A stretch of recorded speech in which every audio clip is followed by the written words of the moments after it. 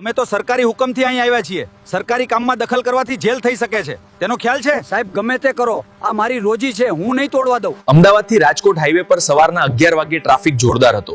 મોટી મોટી ટ્રકો, બસો અને ગાડીઓ બેફામ જઈ રહ્યા હતા. એક સરકારી ગાડી પણ રાજકોટથી 10 કિમી આગળ એક સાઇનબોર્ડના પથ્થર પાસે આવીને ઊભી રહી ગઈ. સાહેબ, આ એ જ સાઇનબોર્ડ છે જેના પર ખોટું અંતર લખ્યું છે રાજકોટ 1 કિમી, પણ ખરેખર રાજકોટ અહીંથી 10 કિલોમીટર છે. જીપ ઊભી રાખો, આ પથ્થર તોડવો પડશે. બહુ લોકોની ફરિયાદ આવે છે. જીપ ઊભી રહી.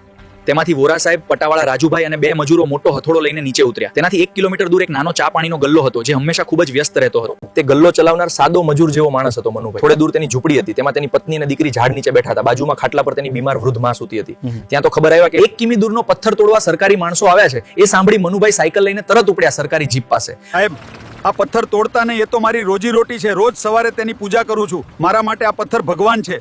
સાહેબ, મહેરબાની કરીને આને રહેવા દો. અમે તો સરકારી હુકમથી અહીં આવ્યા છીએ. સરકારી કામમાં દખલ કરવાથી જેલ થઈ શકે છે, તેનો ખ્યાલ છે? સાહેબ ગમે તે કરો, આ મારી રોજી છે, હું નહીં તોડવા દઉં. એક પથ્થર તારી રોજી કઈ રીતે હોઈ શકે? ગપ્પા મારે છે. સાહેબ, રૂબરૂ જોવું હોય તો ચાલો મારા ગલ્લે ચા નાસ્તો કરવા, ત્યાં હું તમને બધું સમજાવીશ.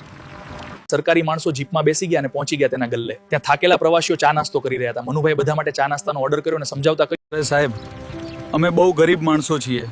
મારી માં 75 વર્ષની છે અને બીમાર જ રહે છે. મારી દીકરીને પણ દમની બીમારી છે. મારા બાપા 2 વર્ષ પહેલા મરી ગયા ત્યારે તેમણે તેમની બચેલી તમામ પૂંજી લગાવીને આ ગલ્લો ખોલી આપ્યો હતો. મારી માં અને દીકરીની દવાઓ આ કમાણી પર જ ચાલે છે. પણ તેને આ ખોટા કિમી લખેલા પથ્થર સાથે શું સંબંધ છે? ચા, હવે એ વાત પર જ આવું છું સાહેબ.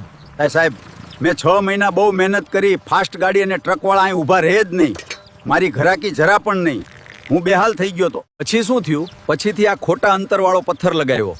લોકો થાકીને 1 કિમી ગાડી ચલાવી મારા ગલ્લે ઊભા રહી પૂછે કે રાજકોટ કેટલું દૂર છે.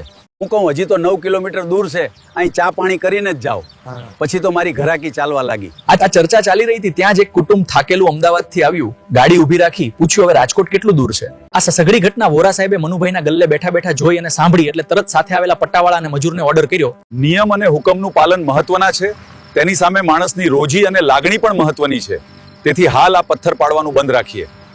આભાર સાહેબ, ભગવાન આપનું ભલું કરે અને ખૂબ રાજી રાખે. આ મદદ માટે હું તમારો ખૂબ જ આભારી છું સાહેબ. ભગવાન તમને હંમેશા સુખી અને સ્વસ્થ રાખે અને તમારી બધી ઈચ્છાઓ પૂર્ણ કરે.